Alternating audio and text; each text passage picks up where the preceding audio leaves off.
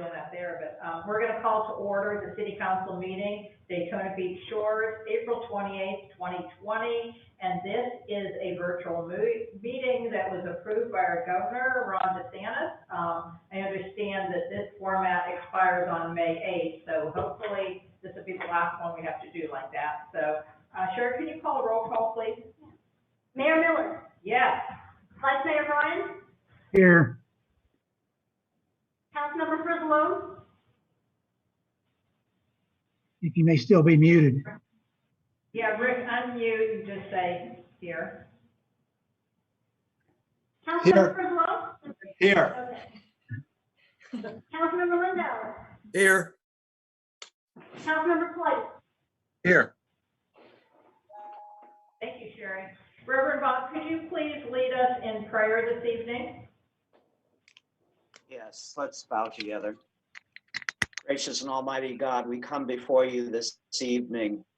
I'm not certain what these moments are bringing us or the next moments will bring us, but we are certain of your love and your grace in our lives. We ask that with confidence we would go forth with this meeting tonight, that we would rely upon your guidance and your wisdom to direct our thoughts, our words, and our actions. We pray your blessing upon those who are making great sacrifices to keep us healthy and around the world, for first responders, again, in our own community and around the world, for leaders who are tasked with making wise decisions for the betterment and the well-being of all citizens, and especially for these guidance and your wisdom, your counsel will guide and direct them, and that we together will be able to come through this time, growing together, knowing that we can accomplish things that maybe we thought we couldn't accomplish before, even things like virtual meetings. We thank you for this platform to gather us together tonight and to conduct the business of this city. We ask your blessing upon us as we gather and as we proceed. We pray these things in your holy name. Amen. Amen. I'll lead us in the Pledge of Allegiance. I pledge allegiance to the flag of the United States of America and to the republic for which it stands, one nation, under God, indivisible, with liberty and justice for all. Okay, at this time, I am going to ask everyone to mute their phones. We are going to have a presentation by CRI of Comprehensive, the Annual Financial Report for 2018 to 2019. So if everyone would mute their phone, and then who do I have presenting this evening? You have Yvonne Claiborne and Jennifer Polk. Okay, it's all yours. Go ahead. And we do have a copy of your presentation. Thank you. Thank you. And interesting, will be the first time I've presented virtually, but we are moving forward. All right, so this is the presentation of the annual audit for the year ended September 30, 2019. You know, what is in your financial report, or it's shortly called a CAFR. It's 4 sections. You have an introductory section, which includes a transmittal letter from your finance officer, finance director, and the city manager, a financial section, which includes our auditor's report, the management's discussion and analysis, the financial statements and notes, and then required supplementary information. You have a statistical section and reports on internal control and compliance, often referred to as the compliance section. In the auditor's report, which is on page 9, it's an unmodified opinion, which is the highest level of audit assurance that you can receive on your CAFR. It basically says that in all material respects, your financial statements are being presented in accordance with generally accepted accounting principles. So you'll hear that referred to as GAAP.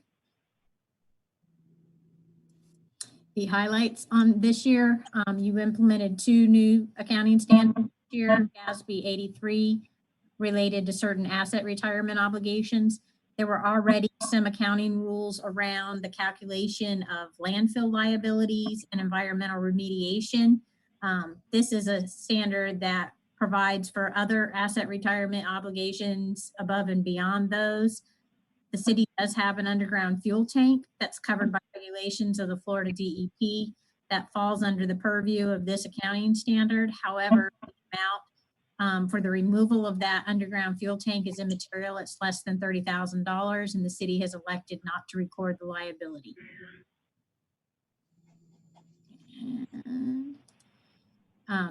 GASB 88, certain disclosures related to debt. Again, it's related to disclosures only. It did not change change the city's financial statements. And note 3E on the debt disclosures, it now specifically identifies direct borrowings versus indirect borrowings. And basically direct borrowings are those that you would go to the bank or a capital lease. Those would be direct borrowings. And indirect borrowing would be a publicly issued bond. On your statement of financial position on page 26 and 27, that's used full accounting, which is similar to corporate accounting. Is it anybody else getting feedback, or is that just me? Okay, I'll keep going. On the pages 26 to 27, under the full accrual basis of accounting, the city is showing an unrestricted net position of $9.7 million. Almost $9.8 million in the governmental activities and $9.5 million in business type activities. So from a standpoint of what's left for the government to evaluate for use and for the future years, they're about the same in both of those activities. The largest liability after debt is your net pension liability, which is sitting at $7 million as of 9/30/19. Representing the city's proportionate share of FRS. You fund your FRS liability as you go. Okay. Statement of activities on page 28 and 29, again, under the full accrual of accounting. It's formatted in such a way to show you how much of the activities of the government are supported by tax dollars. So in the case of the governmental activities, which is your police and public safety, culture, recreations, community services, and your general government services, about $10.8 million of governmental activities are funded by taxes such as property taxes and franchise taxes. So that number is what is the cost of those activities net of any charges for services or specific grants. In your business type activities, you had positive operating income of $850,000. Did I say 815? 815, sorry. As I was saying, I realized I was transposing some numbers. The fund financial statements start on page 30. This is the same method of accounting that you use for budgeting. So these are the numbers you're most familiar with. Under the fund financial statements, you have unrestricted unassigned fund balance in the general fund of $13.6 million. That's an increase of $12 million from last year. The current year expenditures included $250,000 of new capital assets and $3.6 million of debt service.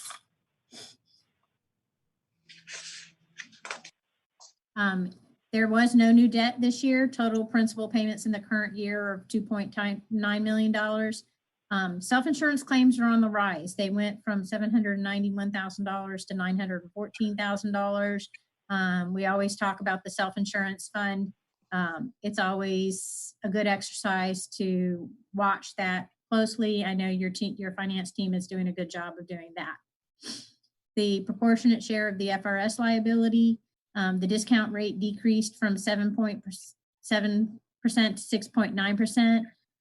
As I mentioned before, the total liability, including the HIS supplement, is $7 billion.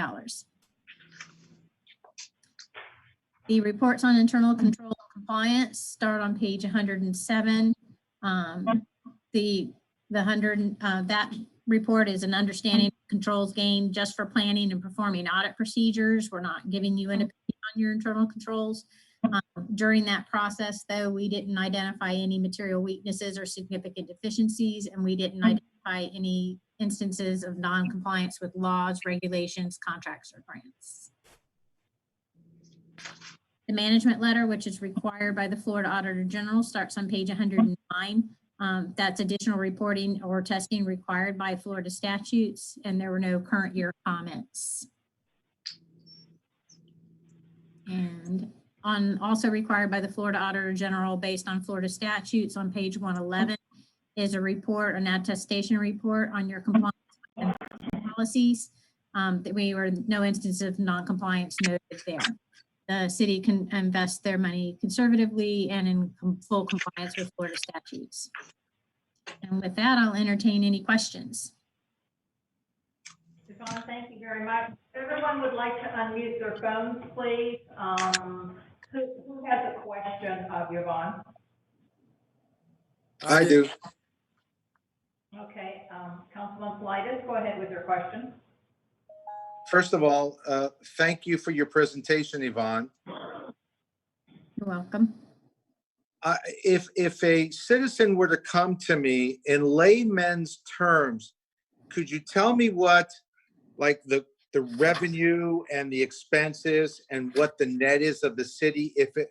Because Mike Booker runs it like a business, and so does Kurt, and no other people participate.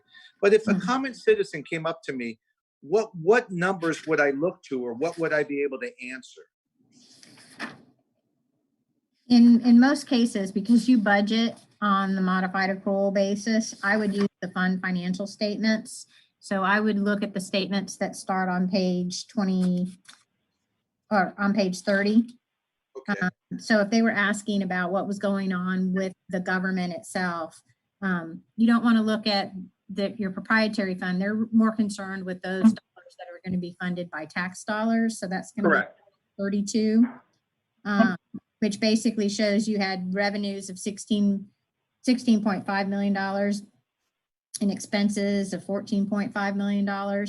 So you were able to put another $2 million net back into fund balances. And of that money, some of it's already assigned or restricted. So if you look on page 30, what you're saying is you have unrestricted, unassigned fund balance of almost $14 million. And that's your basis for a rainy day, or should the city need resources for something going forward that's not restricted by a third party or already assigned by the council. So those were the numbers I would point to. And does that 14 million, is it put into some kind of product that yields a rate of return? I know conservatively, but rather than sit in the bank, do nothing, does it have some kind of rate of return on it, or approximate? It's in an interest-bearing account. Okay. Off the top of your head, do you have the percentage? I do not. That's okay. I can get it from Kurt. I just thought I'd ask. Yeah. Kurt, do you happen to have that number off the top of your head? Right now, most of it's just under 1%, but it's fluctuating, and unfortunately, right now it's going down with the current economic situation. We were trending up for about a year and a half, and with the recent things, we're I believe it is right now at like 0.94, the majority of it, about 10 million of it. Wonderful. Okay. Thank you so much for answering my question, Yvonne. Thank you, Kurt, as well. You're welcome. I have What other questions you have for Yvonne? Yes. Am I recognized? Oh, I'm sorry. Yes, I'm sorry, Councilman Lindauer. Go ahead. Yvonne, in light of current economic conditions, is FRS behind the curve on expected return, which would require greater contributions from cities in the future, in your estimation?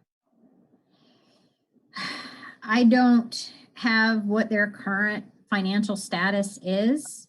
This is a historical look, so they were in a good position as of September 2019. Where they are currently, I can't speak to that because I haven't seen an investment performance report. I suspect they're similar to the rest, but similar to the economic downturn in 2008, it didn't have, if memory serves, a significant impact on the amount of contributions. It was more related to it'll increase your net pension liability until such time as the investments start to turn back around. Well, I'm talking more about expected return than the actual financial condition. Right. In terms of their current expected financial returns, I can't tell you, Commissioner, without looking. You know, they haven't provided any reports of current activity. I can only tell you what was happening as of September 30. Okay, well, that's probably something we need to look at in terms of future budgets. Thank you. Uh-huh. Do I have any other comments? So Councilman Frizzalone or Vice Mayor Bryan, I can't see you right now, but do either one of you have any comments for Yvonne before we let her go? I'm good. Go ahead, Rick.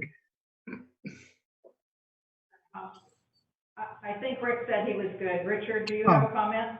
Yeah, this is not directly related to the audit. I'm just pointing this out that, you know, with the current COVID-19 situation, we're likely to have a fairly significant decrease in revenue. And I've talked to Kurt a little bit. It's sort of early to estimate that. I'm just saying we need to be aware, and at some point in time, we should get those estimates the best we can for two reasons. One, for planning purposes, and two, for there may be money coming from the federal government to state and local governments, and there may not, but for both of those reasons, it would be good to try to get as good a handle as we can, although there are a lot of unknowns right now.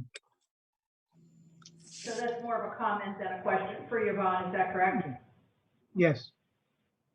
All right, thank you.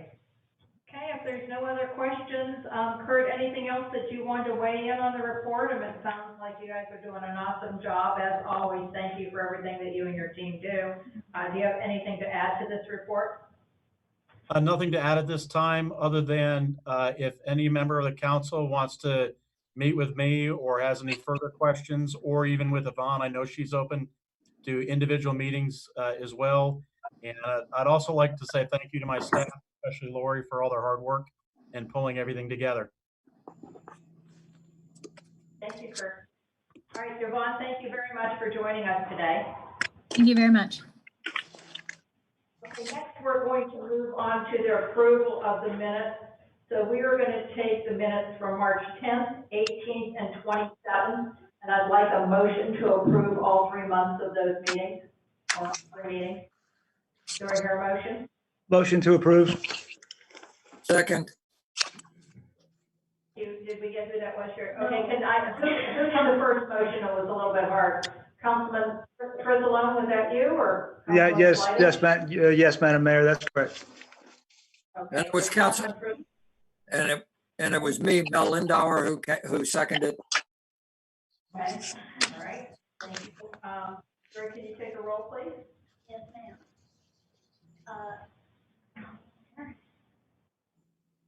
Councilmember Frizzalone? Yes.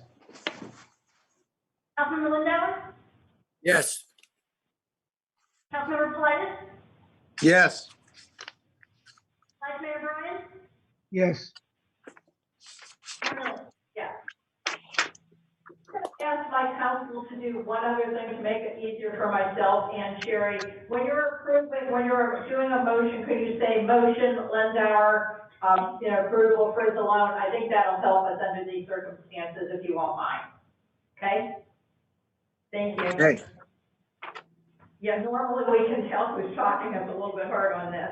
So next we're going to go on to the consent agenda. We do have 9 items on that consent agenda. If someone wants something removed from that, can I get a motion? And again, say your last name as you're doing the motion, please. Are you looking for a motion to remove anything? Was there something that you wanted removed? Mayor? Yes, I'd like to remove the billing, the legal billing. Would that be item I? I believe so. I don't have the agenda right in front of me, but Yeah, it is I. it sounds right. So if we're removing that, do we put that on, Sherry, for the next month, or? No, you'll talk about, No. you know, we'll approve the rest of it. Okay. Then we will discuss. All right, okay. Yeah. Do I have a motion to approve from A through H? Motion to approve from A through H, Councilman Frizzolo. Second, Thank Brian. you. Roll on those A through H, please. Yes, ma'am.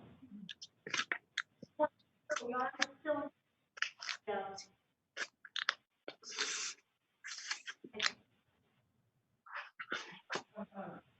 Okay, then we're good.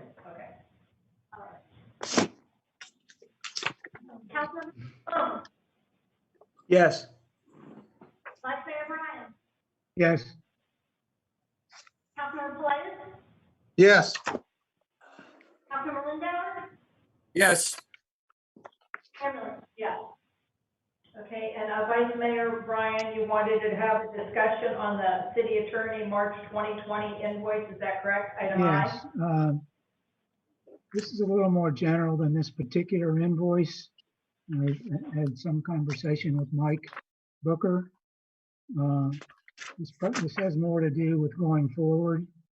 I think I really don't feel comfortable approving these invoices the way they are because there's not enough information for me to know or whether approval is appropriate or not. But I don't know that there's much we can do about the past and this particular invoice. But I would suggest going forward as we hire a new attorney that we consider having, number one, having these line items broken down by the way they get billed. Many law firms bill like in increments of quarter hours. And number two, I'd like to see them evaluated by staff before they come to us with anything that they may have to do. And then to the extent that there are problems we see, I think we need to be, pushing back on, but that's more going forward. I don't think it would be feasible or wise to try to One moment, please, Vice Mayor. Can I ask the rest of City Council to please mute their phones? We're getting some background noise. It's a little bit hard to understand the Vice Mayor. If you could mute your phones, please. Okay, thank you. Vice Mayor, I'm sorry, go ahead.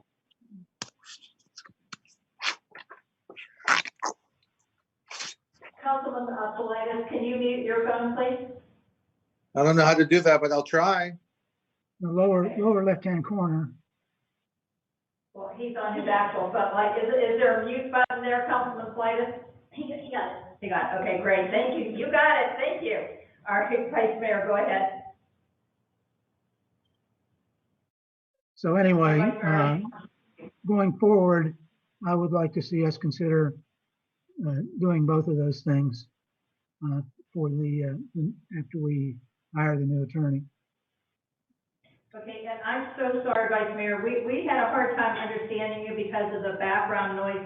Can you please state the two things that you'd like to do going forward?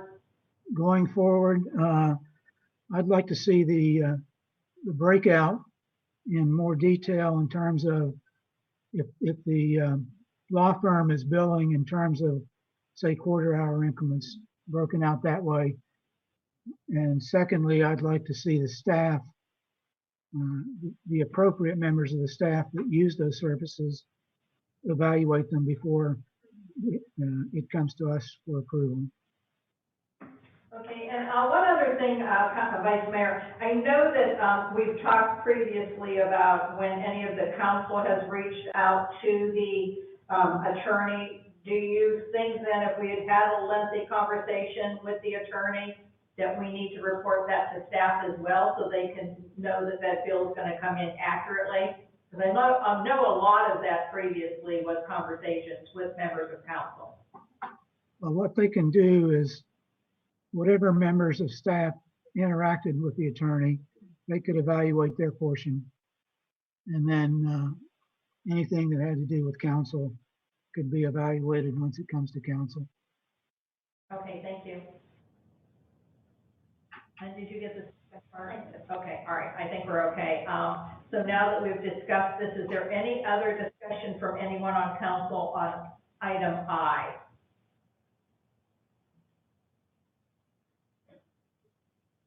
Sure, do we need to? amend It's that? my understanding there's an RFP out on the street right now. That's Is everybody aware of that? For the RFP for an attorney? Yes. Is that what? Oh, yes, we've talked about it at several different meetings, and I believe it's up May 4th. It runs through May 4th. Is that correct, Sherry? Yes, ma'am. Okay, yes, we've discussed that at quite a few meetings, so I think everyone should be aware. Okay, if there's no other discussion on this, it doesn't seem like I have anyone else that wants to discuss. Can I now have a motion to accept item I? Councilman Frizzle, motion to accept item I. Thank you, Councilman Frizzle. Do I hear a second?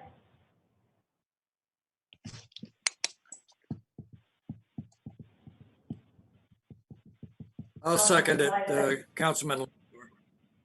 Lindauer, okay, thank you. I'm sorry, go ahead. No, that's okay. Thank you, Councilman Lindauer. We got you. Sherry, can you take a roll, please? Yes, ma'am. Councilmember Frizzle, Yes. Councilmember Lindauer,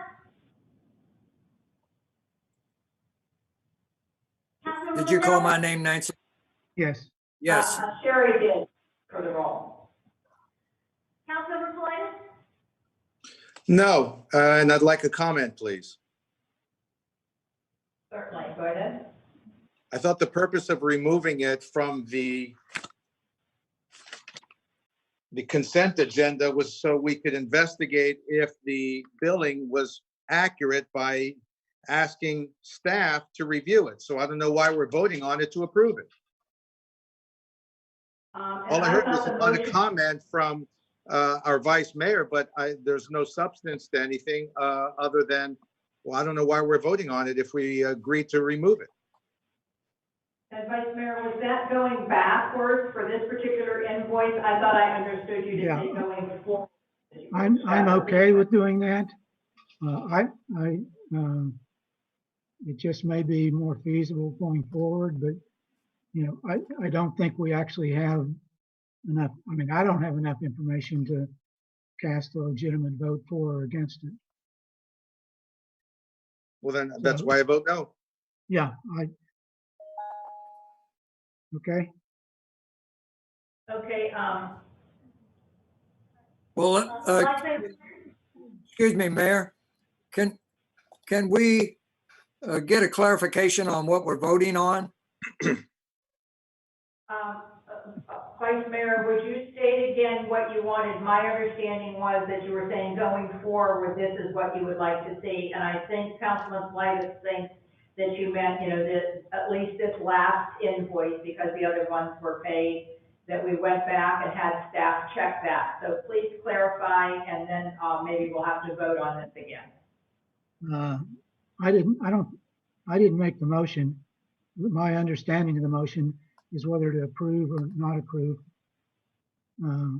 this particular invoice.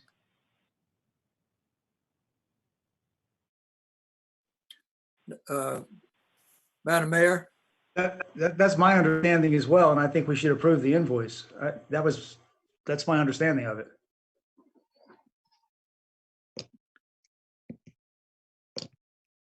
Councilman, Madam Mayor? Someone to finish the roll call? Well, wait a minute, we need to know what we're voting on, Richard. we want to clarify what the motion is. So we're going to, you know, and I'm sorry for the circumstances we're under. So Vice Mayor Bryant, your motion is, or your discussion was, I guess what is the motion? that's on the table. I didn't make the motion, Rick. Rick, I made the motion. The motion was to approve the invoice that is before us. Yeah, All right, thank you. All right, and Councilman Linda, are you still approving the invoice for March 2020? I do not have it in front of me, so I am not going to, I'm not going to second that. I don't know what's what. Is the invoice included in the package? Yes. Okay, the invoice is in the package. Would you feel comfortable looking it over now? Or do you want to take back your second?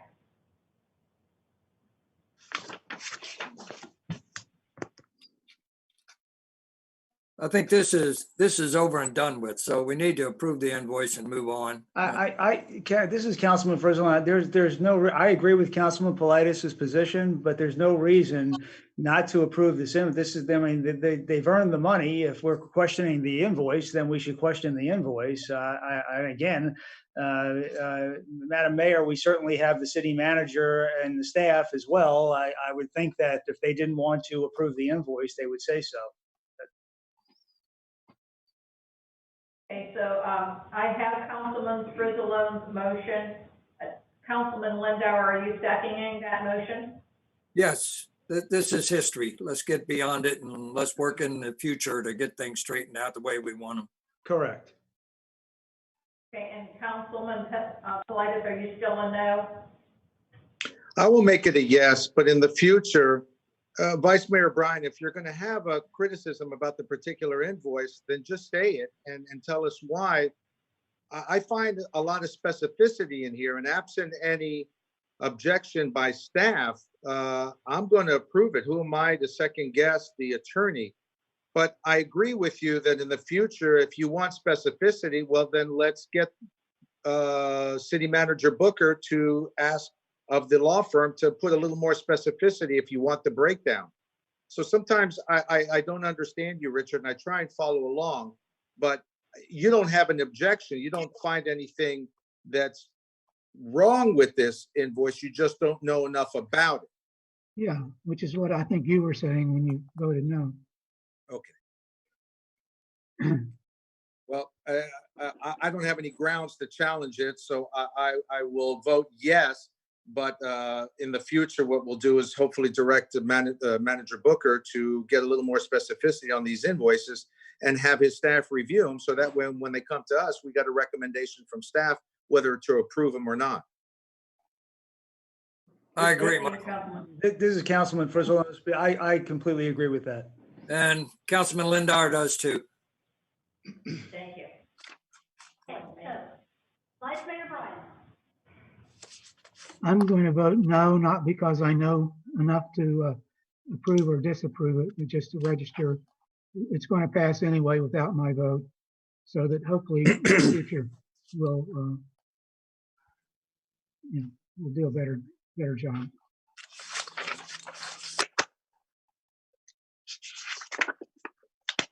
Everyone. I don't believe we have a city attorney's report this evening, correct? Just a couple of quick comments. Sure, thank you. I don't have a written report. I wanted to just say publicly that, as Mr. Branch indicated at the last meeting, he would be withdrawing from the firm. He has done that and retired from the practice of law. He's actually moved to Michigan, and plans on doing some traveling once the coronavirus thing is over. The other thing I wanted to mention to the council is that as the mayor mentioned, the governor's emergency order is set to expire on the 8th, which is a week from Friday. Our understanding from the governor's office is that they will probably extend the emergency. There is not clarity yet on whether they will extend the ability to do virtual meetings as this is done. So when there's clarity on that, we will advise the city manager and so that y'all can proceed accordingly. Thank you, Trevor. The other thing I was going to mention We represent 4 cities now. They're all, just as you folks are, concerned about finances and the future. They're concerned about their citizens. I brought over and gave to the city manager tonight some examples of what a couple other cities are doing to potentially reduce fees or abate them or provide some extended payment. The staff can review that, provide information to council. Beyond that, we're here to help you as long as you would like us to help. Thank you, we appreciate that. Thank you for coming this evening. Okay, next we have a report of the city manager, City Manager Booker. Thank you, Madam Mayor. Under Recreation, I have hired a Recreation Director to replace outgoing Director Ronnie Jackson. Her name is Nancy Maddox. She's formerly with New Smyrna Beach and also Volusia County. She will begin on May 1st. She brings with her a wealth of experience in recreation, facilities management, and grant writing. I believe she will be an excellent addition to our staff, and she will help move our programs and facilities to the next level. In relation to COVID-19 and other issues, all city departments are either working in shifts or working off-site to help curb the spread of the coronavirus to their fellow employees and those they serve. The best guesstimate at this time is that the spread of the virus will not peak in Volusia County until the first week of May. It will probably peak sooner in South Florida because it started sooner there. Daytona Beach Shores will be coordinating its efforts regarding reopening with federal, state, and county policies as they are established. We are still asking everyone to remain vigilant by staying at home as much as possible and maintaining social distancing guidelines when you must go out. As of this writing, there has been no confirmed cases of COVID-19 in Daytona Beach Shores. Some residents have self-isolated when they felt that they may have been exposed or if they experienced symptoms. Much of the increase recently in confirmed cases in Volusia County is attributable to those at Tomoka Correctional Facility and some assisted living facilities in West Volusia. Nonetheless, the general population is still highly susceptible to the virus. We are tracking our non-budgeted expenses in case federal, state, or county funding becomes available to individual cities. Thus far, we have been able to maintain an adequate level of personal protective equipment for our emergency management first responders. Please bear in mind that even after the spread of the virus peaks, it will be some time before life is back to normal. Please be patient as the city and its businesses phase in their reopenings. Please use this unusual and difficult time to examine ways to become better citizens and family members, and most of all, stay safe. I also want to say that I hope the governor gives us some direction on Wednesday or Thursday about how we can reopen our facilities and when. I know a lot of folks are anxious to get back to normal as soon as possible, and trust me, we as city staff are also anxious to get back to normal. Thank you, Madam Mayor. Thank you, City Manager. Any questions for the City Manager? Yes, Okay. this is Richard. Yes. Go ahead, Vice Mayor. I've gotten, as you might imagine, and probably several questions about when are we going to open the tennis courts. And I just found out today, I really wasn't aware that the Florida Tennis Center is open. Do you happen to know what their rationale is for being open? I don't know their rationale for being open, but I can tell you our rationale for being closed. We have one of the most susceptible populations in Volusia County as far as age and probably physical condition of our residents. So I think it's probably better that we err on the side of caution. And we are not a private club, of course, we're a public entity. Yeah, well, I definitely agree.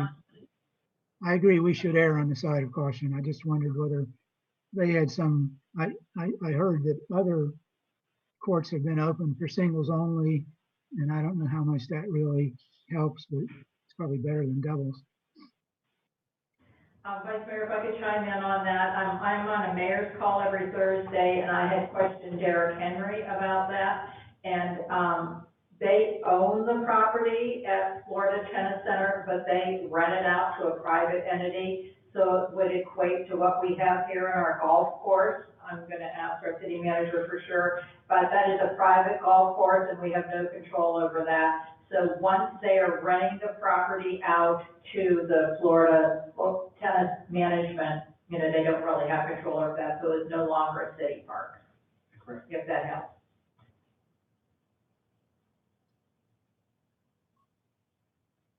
Okay, any other questions for city manager? Okay, if not, we're gonna move on to old business, and this is ordinance 2020-05. Attorney Colbert, can you read that for us, please? Yes, Mayor, the title of this ordinance is an ordinance of the city of Daytona Beach Shores, Florida, relating to outdoor dining, amending the code of ordinances, Appendix G, Land Development Code, by amending Chapter 14 entitled Zoning Regulations, providing for enforcement and penalties, providing for a savings provision, providing for codification, providing for conflicts, ordinances, providing for severability, providing for an effective date. Thank you, Attorney Colbert. Stuart, are you on? Yes, Madam Mayor, I am.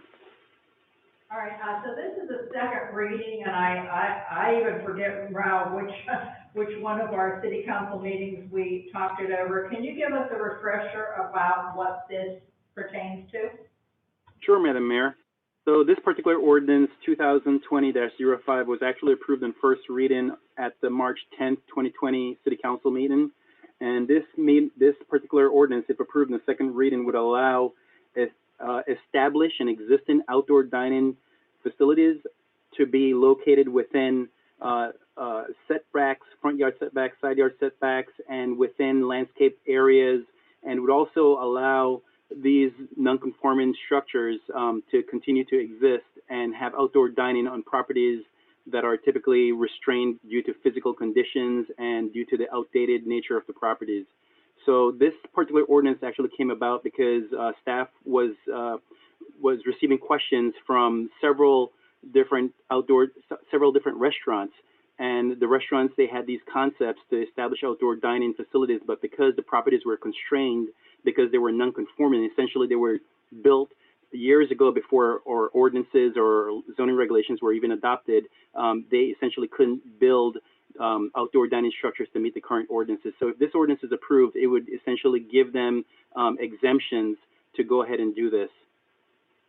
And would this be by a permit? They would have to have a permit for this, is that correct? Yes, they would have to apply for their outdoor dining conditional use permit. They would also have to apply for their building permits. So any structure that would be constructed anywhere on the property from an outdoor perspective would have to meet Florida Building Code and Fire Building Code and all the other codes that are relevant to construction here in the state of Florida and Daytona Beach Shores. Okay, thank you. I have one other question. I don't know if it's for you or it might be for Fred Hyatt. So now, let's assume that the governor tomorrow does open up or loosen some of the restrictions on the stay at home and opening some of the businesses. Would we be able to, for a 30, 45, or 60 day, be even more flexible? So I'm thinking of a cracked egg that might be able to put out, tables all the way down to Mess's Bar, or a Red Lobster that could put tables in front of Crystal's Real Estate. Are we looking at anything like that to make it even easier for some of these businesses to open back up with outdoor seating? Has that been discussed at all?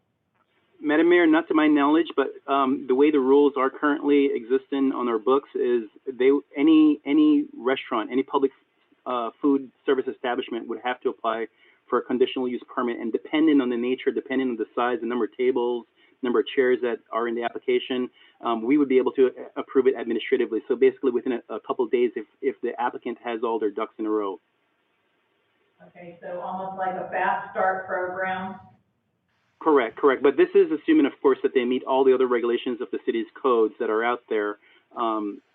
This particular ordinance that we have before us tonight would actually make it easier for them to build physical structures within the setbacks and other parts of the property if they so desired. Thank you. And again, a question to you or to Fred. So, we have our restrictions on banners. Had we looked at all, for the businesses that are trying to open up again, that have open signs or something announcing that they're now back open again and they're conforming to social distancing or something like that, just a 30, 60 day that will allow them to do that, that might be outside of our norm. Has that been discussed at all? Madam Mayor, I'll leave that up to the city manager or Fred Hyatt to answer that question. Madam Mayor, I can answer that one.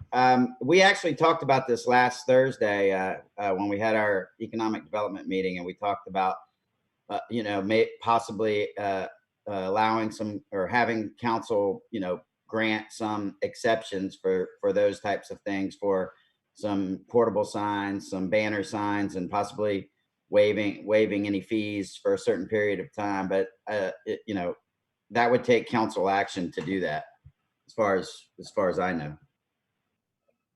All right, I'd like to look into that, Fred. These businesses have been suffering now. So whatever we can do, to help them, even, I'm sure my council will not mind having a special meeting with this format if we need to, just to approve that. So please look at that. And I know the city manager will as well. So, do we have any other questions on this ordinance? I think before we get started and take a motion, I would like to read a letter that this is from Linda Tufalon, from the Daytona Diner. Again, Sherry had said that you could put comments in for any of the agenda items or any public comment. As of 5 o'clock today, we only got this one message, so I will go ahead and read that. Linda Tufalon, 2967 South Atlantic Avenue, Unit 401, Daytona Beach, Shores, Florida. Owning a small business during these past several weeks has been very challenging. I would like to acknowledge and thank Mayor Miller and Director Dubinsky for their easy accessibility in addressing questions and concerns about the stay-at-home order. I would especially like to thank Stuart Cruz for his guidance and expertise during my expansion process, and to Gwen Herstein for lending a sympathetic ear during my difficult moments. Throughout these uncertain times, it is important for us to have a sense of community, and that is what living and working in Daytona Beach Shores has given me. Thank you. So, very nice letter from Linda. That was the only comment that we got. So, was there anything else we needed to discuss on this ordinance 2020-05, or do I hear a motion to accept this ordinance?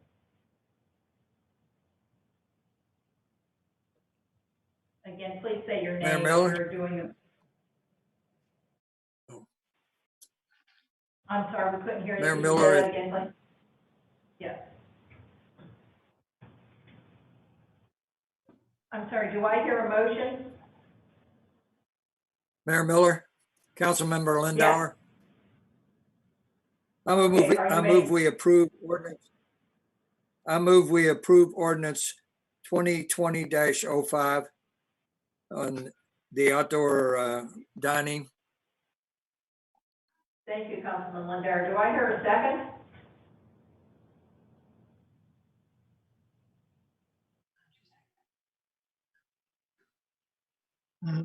Second, Brian. Thank you. Sherry, could take the roll, please. Councilmember Lindauer, Yes. Vice Mayor Bryan, Yes. Councilmember Frizzlone, Yes. Councilmember Politis, Yes. Mayor Miller. Yes. Thank you, Sherry. Okay, next we're going to go on. I would like consideration, I don't know if we have to have any discussion on this, to cancel our regular meeting, May 12th, 2020. As we stated before, the virtual. Madam Mayor? Yes, I'm sorry. I'm sorry. First is the economic grant, letter A. Oh, I'm so sorry, and I read it at the wrong time too. But okay, all right, okay, I'm sorry. We're going to go on to the economic grant application, and this is from the Daytona Diner. So the letter I read came from Linda. Thank you, Sherry. So Stuart, can you talk to us about this one? Is it you that'll be telling us about it, or is it Fred? That would be me, Stuart, Madam Mayor. So this particular application, as you'll see in your staff report, Madam Mayor, council members, is that it was provided to the city on February 26, 2020. This particular economic development grant application was submitted by Daytona Diners LLC, which owns the Daytona Diner restaurant located at 2043 South Atlantic Avenue here in Daytona Beach Shores. That address is actually the site for the Castaway Resort. The restaurant is located on the southern portion of this particular property. So the application is for a lease subsidy renovation grant that would facilitate the expansion of the business through the construction of an outdoor dining area. There are two bids provided. The lowest bid was for $28,963.53. So in line with the Economic Development Committee guidelines and previous action by the City Council, meaning a dollar for dollar match capped at $20,000, if this grant is approved, staff is recommending that the grant be approved in the amount of $14,481.79, as you'll see in your staff report. So the improvements that are proposed for this particular grant application, Madam Mayor, is to renovate existing support columns, to renovate and construct a new ceiling for the outdoor dining area, to construct a privacy fence, do electrical work, and a new glass patio door. Also ADA ramps and internal and external painting in the area. This particular outdoor dining area is targeting owners of pets and those who generally enjoy beachfront views. The applicant believes that this will be the first pet-friendly outdoor dining area here in Daytona Beach Shores on the beach side. So staff is recommending approval of this particular grant in an amount of $14,481.79.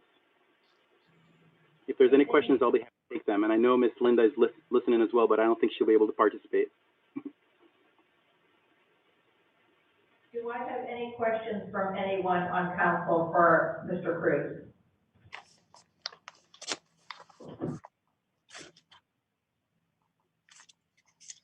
Councilman Frizzolo, can I ask you, was it something that you had talked about at your economic development committee, and these were the locations that you wanted to try to help by getting them to expand their business? And again, right now, with what we're looking at is outside dining. Yeah, Madam Mayor, yes, you kind of clipped in and out. I think I've got the gist, but yes, we did discuss it, and it's, as you said before, the businesses are suffering, and outdoor dining, again, whether it be Red Lobster, whether it be the Cracked Egg, I think, the fact that people can put tables outside, I think the more that we can do that, the better, so that the restaurants can get back on their feet. And Councilman Frizzolo, this would be a permanent thing, so it's not only to get her started back up again during this COVID, it would also be permanently, she is going to have that outside dining, correct? I'm hoping it's permanent for everybody, but that's neither here. We'll get to that when we come to it, but I hope we have outside dining at as many restaurants as we can. Okay, thank you. Any other discussion or any other questions for Stuart before I ask for a motion? Okay, if not, can I have a motion then to accept this grant? I'll move to accept the development grant that's proposed by Daytona Diner. Michael Politis. Councilman Lindauer, second the motion. Any further discussion before I ask Sherry to take a roll? Sherry, take the roll, please. Councilmember Politis? Yes.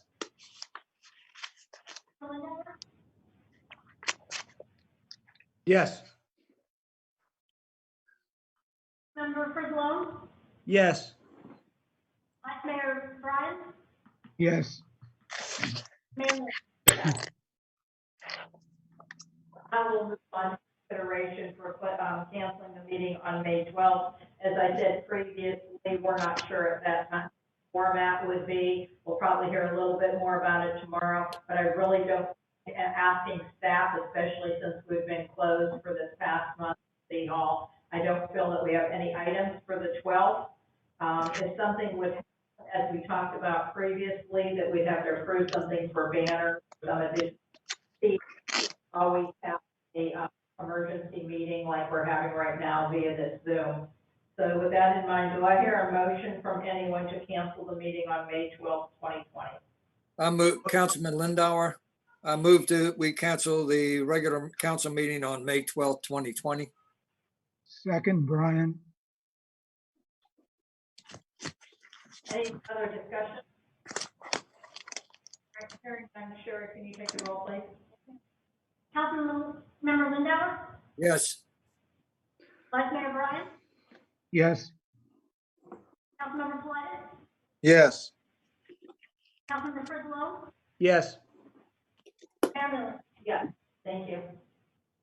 Okay, next we were going to go on to a discussion of Treasure Island. This is something that we were asked to put on the agenda for this evening, and I, above anyone else, knows what a hot topic this is. I'm sure any of us that are out and about in the area, you know that that is one of the things that has been a top priority for me. You know, I was working very, very closely with Jane Moore to get this done. So what I'm going to do at this time before I ask Councilman Frizzle to give us an update on where we are, understand now that it's not the best time to be trying to get somebody else to finance or build in the middle of this economic situation we're in with COVID-19. My understanding is that the forbearance was just over last week. So I can ask, there was a memo from Attorney Colbert relating to this. So before I ask Councilman Frizzle to give us an update where we are with acres on that, is there anyone else that wants to make a comment?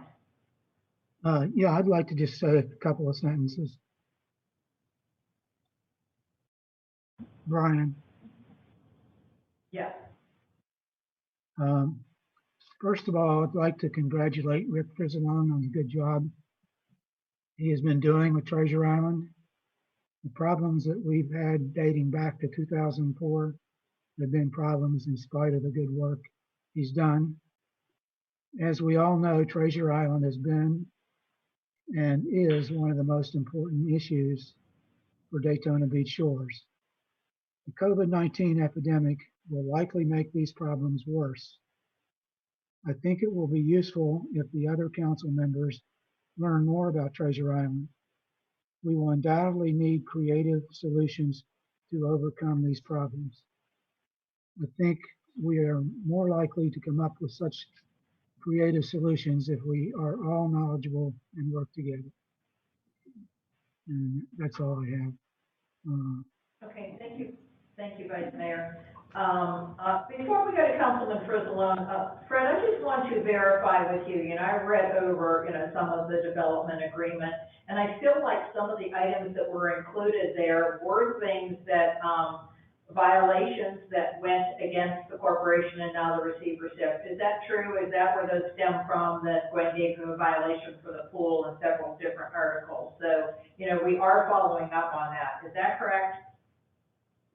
That's correct, Madam Mayor. There are several items that the development agreement requires that they are not in compliance with at the moment, and those were the subject, or partially the subject, of the special magistrate meeting in January. But I will tell you that they are, working towards solutions. They've got pool covers and things like that ordered that had to be made, especially for those pools. And so there was some lead time. And then there's been, obviously a delay now with their workers possibly not being there. I'm not sure exactly where they're at, but I know they did get a structural engineer and they are working towards gaining compliance. I don't think they met any of the deadlines. There were 3 deadlines. I don't think they met those, but they're still working towards getting into compliance, and then they can always come back to the magistrate and explain the difficulties they had and ask the magistrate to forgive some of the fines if that happens. Thank you, Fred, that helps. Okay. And Council President, can you give us an update on, I know you've been in contact with the acres. I don't know how much with everything that's going on. Can you tell us what you know about that right now? Yeah, we have a deal in principle for Treasure Island, and it's with a developer that Acres is going to assign the property to. There's a couple of things have to fall in place, obviously, but Jay Moore owes Acres about $23.6 million.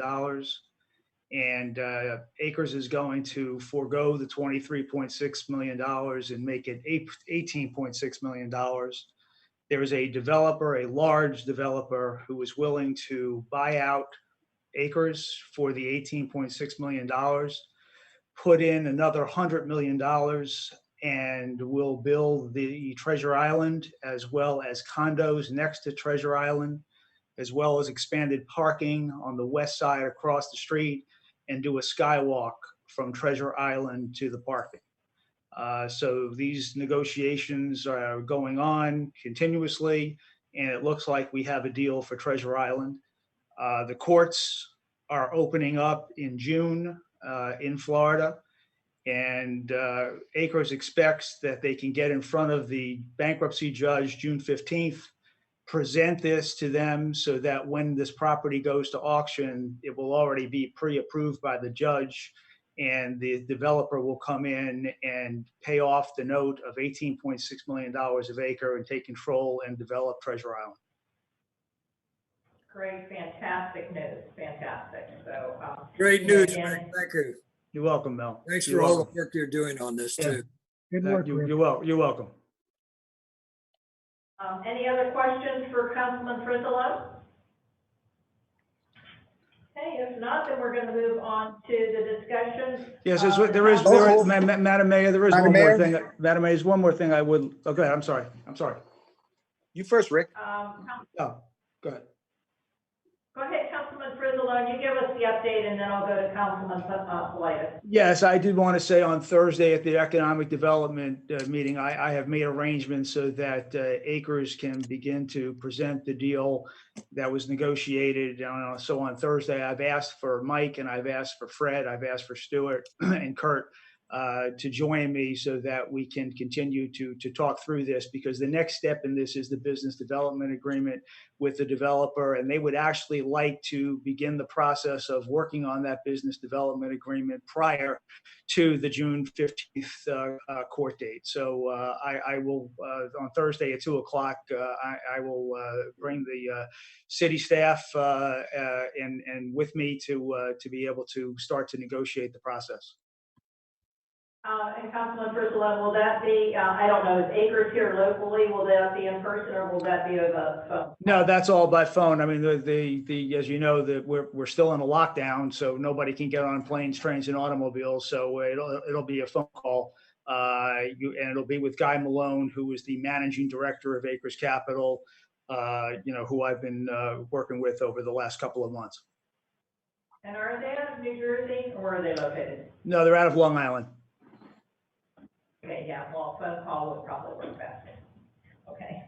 And Councilman Politis, did you have a question? Yes.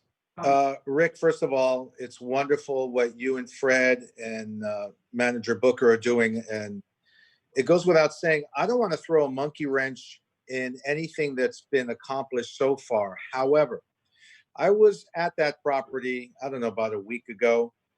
And I got to tell you, as an attorney, and people hate lawyers because we see things that other people don't see.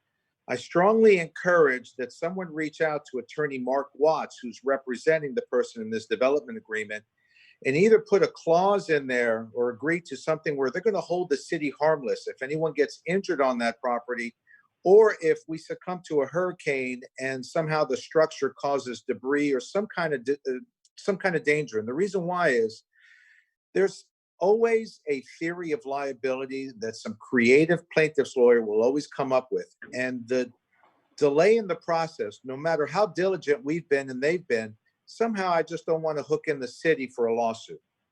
So either they're going to do a hold harmless, or they're going to get an insurance policy that assures for someone's injury or some kind of debris flying and have the city as an additional insured. I just concerned, since it was mentioned by someone, this thing's been going on since '04. I mean, that's 16 years. That's a long time. Yeah, Councilman Politis, this is Rick. Yeah, Mike, I agree with you 100%. The notion is they are going to use that building. They're not going to tear it down. They believe they can use the existing structure. So that plays into what you're saying even more. I would suggest, but given the sunshine laws, I can't be at the meetings, but when these get started, rather than going to outside counsel, you can certainly call in. I know you're busy, obviously, but certainly if you would like to join in as part of that business development agreement to represent our legal position, I think that would be wonderful. And certainly, I'm sorry. Be my honor, as long as the rest of the council and the mayor are good with it and the manager. Okay. I'm fine with it. No, Lindar, I'm fine with it. Thank you, Mike. No worries. Can I ask our city manager, do we currently have anything in place that's not holding us liable if something would happen? We do not, and within that agreement itself, we do not have a hold harmless clause in there. I don't think it would hurt when we renegotiate with the new owners to have it in there as Okay, well. great idea. Thank you, Councilman Politis. We You're appreciate your background and how you add to You're us. Thank you. Well, and also Any as part of the Madam Mayor, as part of the business development agreement, I think to have a fresh set of eyes on it, like Councilman Politis is, I think would be a huge help to all of us. Agree. Okay, thank you. Madam Mayor, if I could, this is Fred. Yes, Fred. Oh, I just wanted to say that the receiver has provided the city with a copy of their insurance. I could check it tomorrow, but I'm pretty sure that they've named us as an additionally insured on that policy, but they have provided us a copy of a policy. So I do know that there is insurance on the property right now. Good job, Fred. Great. Yeah, if you could get that checked, that's great. But thank you for bringing it up. Yeah, I think it would be a good idea to let Michael look at that to make sure that we are covered. Sure. Okay. Other questions on the Treasure Island? If not, we're going to go on to the status of the townhomes at 2900 South Atlantic Avenue. And Councilman Frizzlon, I think that would be you again. That any updates on, I know this has turned a wrench into everything, but do you have any idea when they're going to start? Any plans for there? Yeah, they've been very aggressive. I think they're taking their cue from the people building the Chase Bank, which you can see them flying on it. But anyway, just to bring you up to speed, they spent about $75,000. Patrick spent about Sullivan spent about $75,000. They've officially hired Larry Robinson as the architect, Charles Adams as their structural engineer. I hope I'm not butchering this gentleman's name, but Kwang Do as the chemical engineer and John Hopkins as the civil engineer. They have given the layouts. They're working on the permitting to get the permitting into Fred and to Stewart. They've got contract work out for plumbing, roofing, and trusts. The main problem, and I think this is the one issue that we're going to have to push as a city staff, is that they have to move the utilities and sewer lines, of which AT&T and FPL, given the virus, we're not getting as quick as response. That being said, Patrick has got a meeting on this Thursday, to try to get some movement and get us some dates from FPNL and AT&T as when they can move those lines. But as soon as those lines are moved, Joe Hopkins is prepared to sit down with Stewart and Fred and start the permitting process.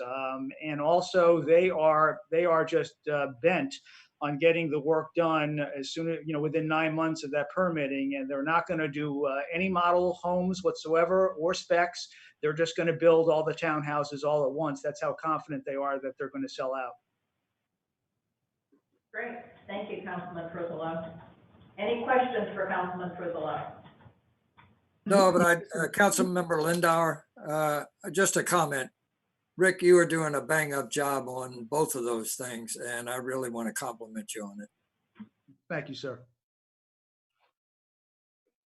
Comment, Brian? Yes. Brad, Yes, is there any way that the plans can be submitted that doesn't put this moving the utilities on the critical path? I'm going to defer, Vice Mayor Brown, I'm going to defer to Fred as to Yeah. whether or not that's feasible. That's above my pay grade. I just don't Yeah, know. So Fred, I actually was asking Fred, but okay, sorry. either one that knows. Yeah. Fred, can you Definitely. weigh in on that? Yes, Madam Mayor. Definitely, the easiest path for them to take would be to, when they, my understanding is their site plan and their engineering is very near completion. And they'll be submitting that, but then to at the same time they submit their site plan application, to concurrently submit their building plans as well. And so while the site plan moves through the various planning and zoning board and then ultimately to the city council to approve the site plan, while that's going on, we can be reviewing the building plans. And then once the council approves the site plan, hopefully the building plans will be ready to go. And I think that's the best way for them to, to speed things up.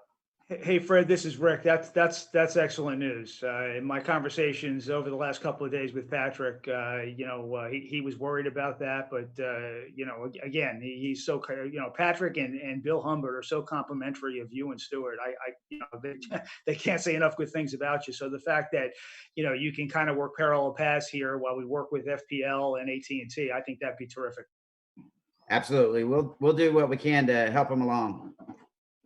Yeah, this as a comment, I think it's in everybody's best interest to get this started and completed as soon as possible, because the COVID-19 could affect the economic conditions in a negative way.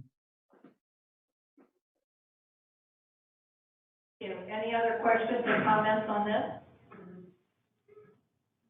Okay, if not, then we'll go on to the council comments. My comment is, and thank you for everyone when I'm sharing the census. We are still last in Volusia County, which is understandable, but I don't want to be last. Mel, thank you for every time I share something, you reshare it. I think when this is over, the city manager and I will sit back down and try to regroup and say, try to find out who's already submitted, who hasn't. We might go back to some of the plans that we had previously, reaching out to the condos, getting that computer up and running again at the community center. So that will be one of the first things that I'll concentrate on after we get back to our new norm. The second thing, we've mentioned it several times, we're expecting an announcement from our governor tomorrow on his rollout plan. He talked about doing it in phases, so we're not quite sure what that means, but we'll anxiously be awaiting that. I have a mayor's call on Thursday morning. Ed Kelly will be there from Volusia County. He normally attends those meetings. So I think after we're able to gauge where the state is, where the county is, I know that City Manager Booker is scheduling a staff meeting for Friday. So he's going to be getting his plans together with the city for opening the businesses, the restaurants, the city parks, looking at the tennis court, the pickleball court, the dog park, and then also the city hall. Now, do we keep it closed for another couple of weeks to make sure that we're still social distancing? I believe his plan, from what he told me previously, was the community center, because of the indoor activities we have there, would probably not open as soon as the outside, but that's again something that he'll have to discuss on Friday. So just know that as soon as we get the go-ahead, that they've already discussed plans, and we will roll out things as soon as we can. I just want to caution people, though, please, if you don't have a need to go out, stay the social distancing, wear the masks. I know it's not mandatory. Wash your hands. We got through this far, luckily, with no cases in the shores that we know of. I believe there was 2 monitored, but we didn't have any confirmed. So I want to keep it that way. I want to thank each and every resident out there for your support and your patience and your cooperation. I'm sure Chief Dubinsky can echo on this, that everyone has just cooperated more than we can expect, and I'd like to thank you on that. So please stay diligent and do whatever you can. The next thing I do want to mention, and this is just at a high level, I get a lot of questions about the beach. So this past weekend, they did open it up. There's 3 entrances for handicap driving. You have to park within 100 feet of, the entrance that you go in on. So slowly, Volusia County, who the beach is controlled by, we have our input, but they make the decisions on the beach. Slowly, they're gonna try to get back to normal. So what I'm hearing is maybe like a Frank Brendan Park, they'll open up half of it for parking, and then the next step, the whole thing for parking. They'll try to phase in sitting on the beaches again. I'm hearing it's not even gonna be 6 feet, it's gonna be 10 to 12 feet. We have a wide enough beach that should be able to be accomplished. And then the last thing they'll do is open it up to, beach driving. So as soon as we hear more on that, I'm sure it'll be announced. So that's all that I have for right now. Vice Mayor Brand, what do you have for us? You may recall that I was working on trying to get 3 bills defeated in the legislature. As it turns out, all 3 bills were defeated, and I'm not trying to take credit because there were a lot of people that were working, and most of the people I don't even know. But those 3 bills were the Burt Harris Amendment, which could have significantly increased the city's liability, the short-term rentals, and the crosswalk, I'll call it mandates. In general, the idea behind the original crosswalk legislation was good, but the bills kind of got to the point where they were putting a lot of mandates in, and a lot of things that may or may not have improved the situation. So it's probably better that the bill got defeated, and then hopefully the Florida Department of Transportation will actually do some studies to basically prove some of the methods as being safer than existing methods. Okay, well, thank you for that update. Anything else? Okay, if nothing else, Councilman Frizzalone, what do you have for us? Just 2 quick things. I'd like to compliment City Manager Booker for the terrific hire. I had the pleasure of meeting Nancy Maddox last week. I think she's going to be just an absolute breath of fresh air to the community center, as well as the tennis courts, pickleball, and the dog park. So I think she's just going to do a great job. She's got a great pedigree for recreational activity, and I think she'll be a welcome addition. We're lucky to have her. And then secondly, I did get an email from John Schmitz, who is the head of the chairperson of the PNC board. He had a good recommendation that I'll share with you. I already spoke to Fred about it. I don't know if it requires a vote or an amendment, so we'll have to talk to our legal counsel there. But he is suggesting that on the economic incentives, that when we grant them, that we give the person up to a year to be able to complete everything. He feels like, leaving it in perpetuity is not the best way to go. He feels like we should curtail it to 1 year. I think he's got a good point. If we're putting our money in, we want them to, if somebody is a diner and wants to do things, or if it's a restaurant build out, or however we want to do it, we want to put a time limit on it. And he thought a year was fair, and I happen to agree with that. So I've asked Fred to take a look at it, but I do want to share it with my fellow council members as well, so in case we have to vote on it. But Fred, I'll let you weigh in here as well. Fred, do you have anything to add on to that before we move on to the rest of the council? Well, I just think was a really good suggestion, and I think that we can start incorporating that into these grant agreements when we bring them forward. I've already talked to Stuart about it, and I think we should be able to get, with Stuart's interaction with the applicants, we can get a safe time frame for them, and then we can just incorporate that into the grant agreements. I think would be the best bet. Okay, thanks, Fred. Yeah, I agree that it's a good idea. Councilman Frizzle, do you have anything else? No, I'm good. Okay, thank you. Councilman Politis, what do you have for us? I know that we have an RFP out for the attorneys, but I've noticed that now that Ray has retired, I think that gentleman's name is Bill Corbett. one of the partners of the firm. Yeah, he's right there. Good afternoon, good evening, sir. I don't know what the position of your firm is, but of course, if you have not already done so, we would welcome you submitting a proposal if your firm is interested. I've made some phone calls to some other people, but you've been with us a long time, and I wanted to recognize that, but also invite you, have you not been invited previously, to participate in that RFP. All right, sir, thank you. You're welcome. Okay, anything else, Ms. Politis?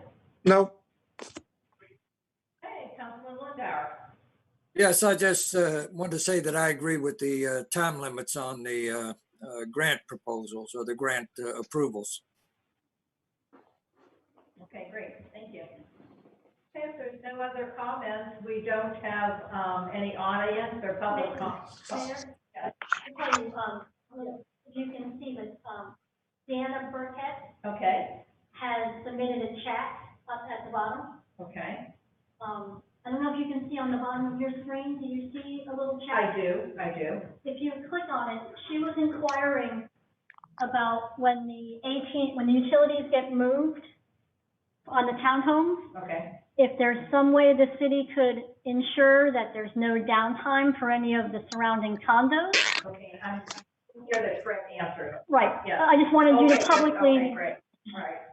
Thank you, Fred, for answering her. I'm sorry I didn't see those chats down at the bottom, so thank you for taking it upon yourself to answer her. I'm sure she appreciates it. Thank you.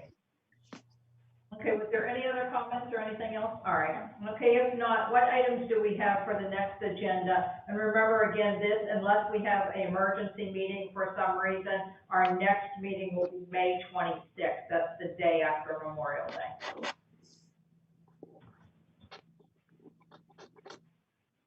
Any agenda items right now? I'm sure in the next month, something's bound to come up. So if there's no other, I don't want to miss anyone. Anyone have any agenda items? Okay, if not, we're adjourned. Thank you, everyone. I hope you feel it turned out well. It was very good. Good night, Yes. everybody.